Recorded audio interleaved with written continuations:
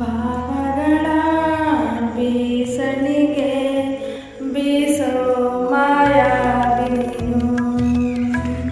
ನನ್ನುಸಿರ ಧ್ಯಾನಿಸುವ ತೀರಾ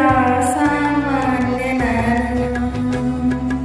ಆಕಾಶದಲ್ಲಿ ನೀಲಿಪವಾದ ഇരുളാಗಿ ನಾನು ನಿನಗಾಗಿ ಕಾದೆ ಈ ಮೌನತೀಗ ಮಾಧುರ್ಯವಾದ ಹೊರತಾಗಿ ನಿನ್ನ ನಾ ಖಾಲಿಯಾದ ಸಿಹಿ ಕಹಿ ಏನಾದರೂ ಪ್ರತಿ ಕ್ಷಣ ಜೊತೆಯಾಗಿ